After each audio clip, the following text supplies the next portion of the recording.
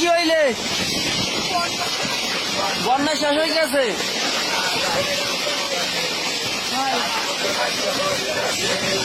ভাঙ্গে পড়ে গেছে একা টোটালি হয়েছে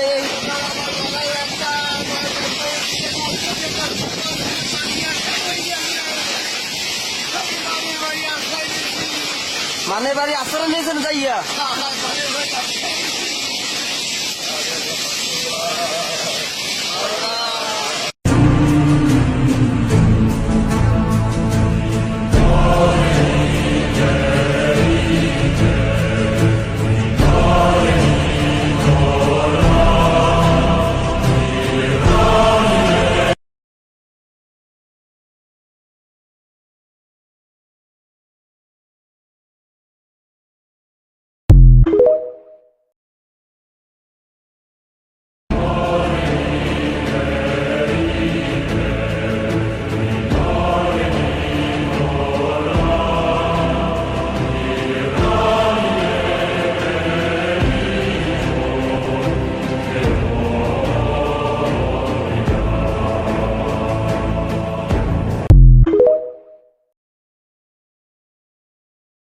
মানুষ মারে মানুষ মারে থাকবে না রে থাকবে না রে মানুষ মারে boycott boycott India boycott boycott India boycott boycott India boycott boycott India boycott boycott boycott India boycott boycott boycott India boycott থাকবে না রে মানুষ মারে মানুষ মারে থাকবে না রে থাকবে না রে মানুষ মারে মানুষ মারে দিল্লি না ঢাকা ঢাকা ঢাকা দিল্লি না Dhaka Dhaka Dhaka boycott boycott India boycott boycott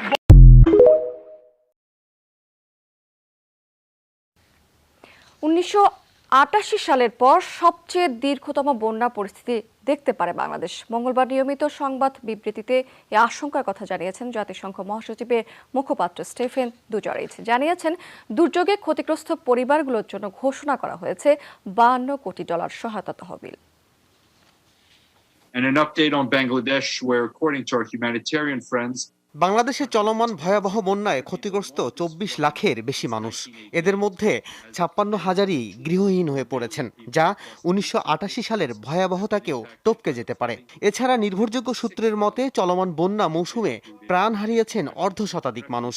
Covid মহামারী এবং ঘূর্ণিঝড় আম্পানে বিপর্যস্ত দেশটির সরকারকে সহযোগিতায় প্রস্তুত জাতিসংঘ ও মানবিক সংগঠনগুলো।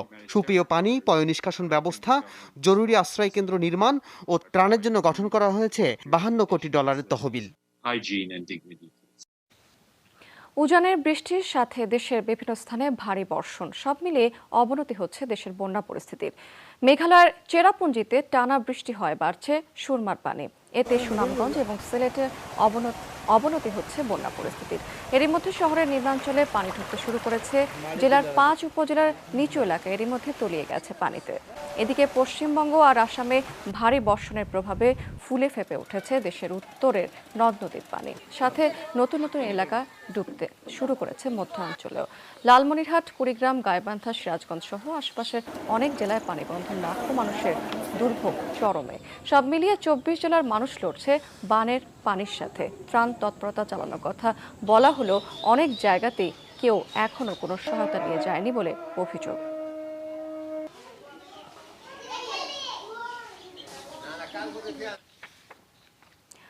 দর্শক, বন্যার খবরাখবর জানতে ফরিদপুর থেকে এই মুহূর্তে আমাদের সাথে যুক্ত আছেন সহকর্মী তারিকুল ইসলাম হিমেল।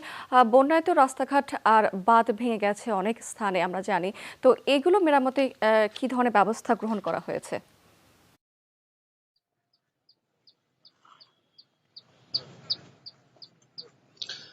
আসলে ফরিদপুরে যে শহর রক্ষা বাঁধটি ভেঙে গিয়েছিল সেটি আসলে মেরামতের উদ্যোগ নেওয়া হয়েছে এবং সেটি মেরামত কার্যক্রম শেষ করাও হয়েছে। কিন্তু যে অন্যান্য জায়গায় যে রাস্তা বা বাঁধগুলো ভেঙে গিয়েছে আসলে সেগুলো পুরোটাই পানির নিচে আছে।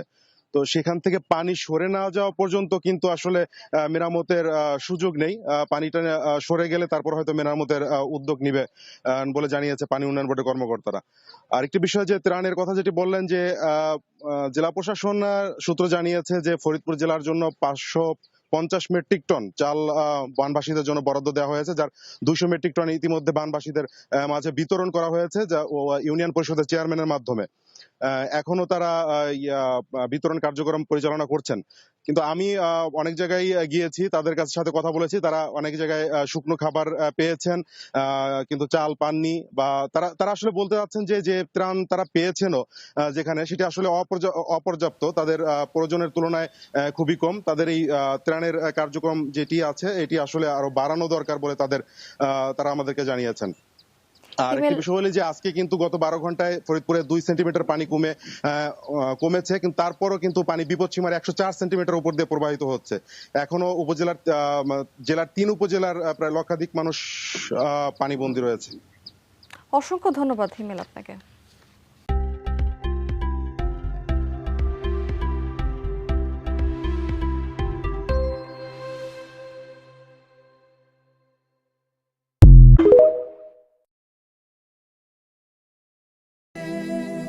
নদীরে কুল ভাঙে ওপার গড়ে, নদীরে কুল ভাঙে ওপার গড়ে, তো নদীর খেলা।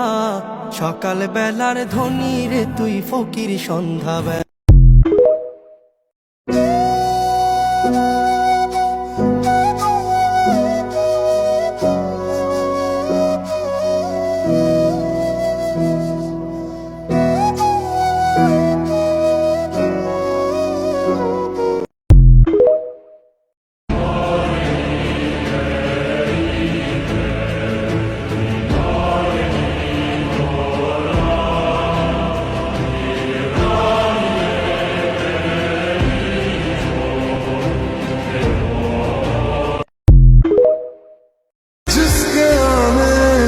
मुकम्मल हो गई थी जिंदगी, दस्तके खुशियों ने दी थी, मिट गई थी हर कमी, क्यों बेवजह दिए सजा।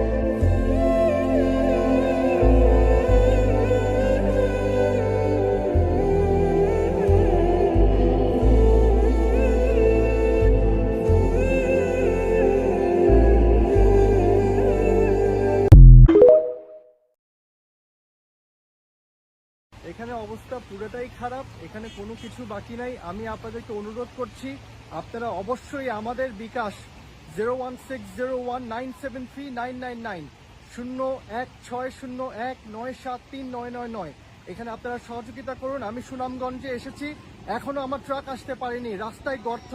আমরা অপেক্ষা করছি, আপনারা বিকাশে আপনাদের যা যা আছে আপনারা দিয়ে যান, 10 টাকা 20 টাকা 50 টাকা। আমি আপনাদের দায়িত্ব নিলাম, আপনাদের টাকার আমানত আমি নিলাম, মানুষের কাছে আমি পৌঁছে দিয়ে আসবো। আপনারা আমাদের জন্য দোয়া করবেন। যখনই নেটওয়ার্ক থাকবে এই ভিডিও চলে যাবে। আমি রাস্তায় দাঁড়িয়ে আছি, আপনারা দেখতে পাচ্ছেন এখানে।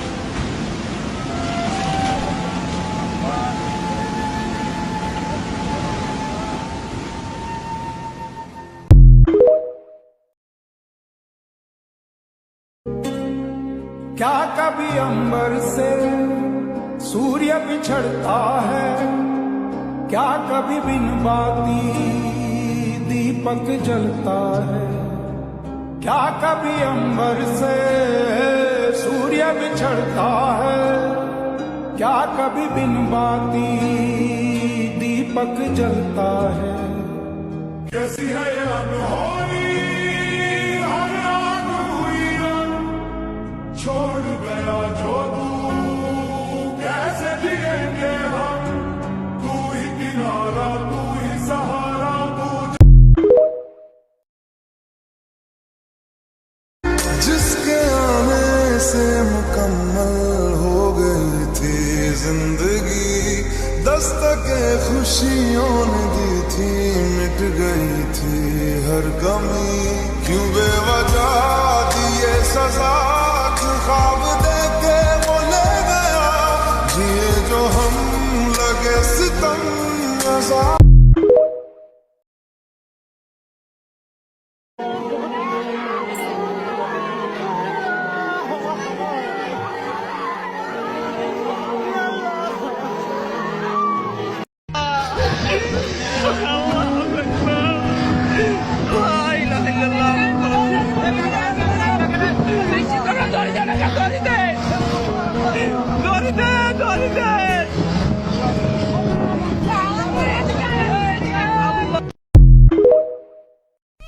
ব্যারিস্টার সুমন এবং ফারাজ করিম সহ দেশের অনেক মানবিক কাজ করা ব্যক্তিগণ আপনাদের আন্দোলনে যুক্ত না হওয়ার কারণে আপনারা তাদেরকে দালাল বলছেন, এমনকি অনেক কটূক্তিও করছেন। কিন্তু এখন দেশে বন্যা হইতেছে, এখন আপনারা মেধাবীরা যান ওই বন্যার্ত মানুষদেরকে গিয়ে সাহায্য করেন। যান আপনারা, এখন আপনারা তো আন্দোলন করছিলেন আপনাদের নিজেদের স্বার্থের জন্য, আর ওরা বন্যার্ত মানুষদেরকে সাহায্য করত নিঃস্বার্থে, শুধু বন্যার্ত মানুষদের জন্য, দেশের মানুষের জন্য তারা সাহায্য করত, মানুষের কাছ থেকে টাকা চাই না ওই বন্যার্ত মানুষদেরকে দিত।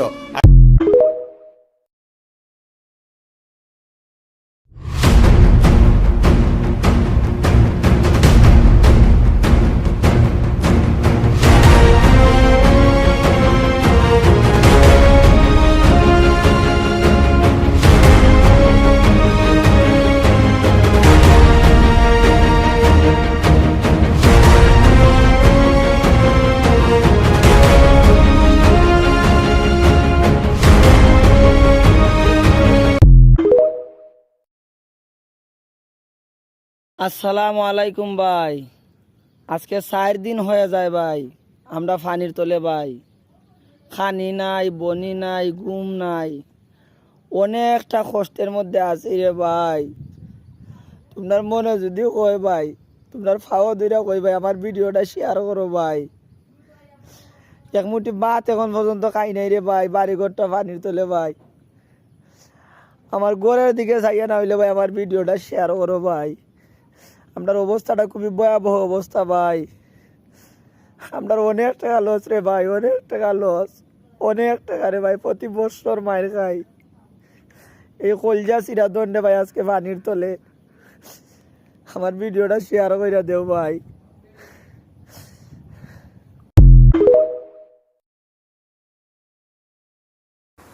এটা কোন দেশ? বাংলাদেশ। বাংলাদেশ? হ্যাঁ, ভবিষ্যতের বাংলাদেশ। পৃথিবীর উন্নত দেশগুলোর খুব বেশি ক্ষতি না হলেও বাংলাদেশের মতো দেশের ক্ষতি হবে অনেক অনেক বেশি। দেখো, বাংলাদেশের দক্ষিণ ভাগের অনেক অংশ চলে যাবে পানির নিচে, সেখান থেকে সরে যাবে প্রায় 3 কোটি মানুষ। কিন্তু কোথায় যাবে?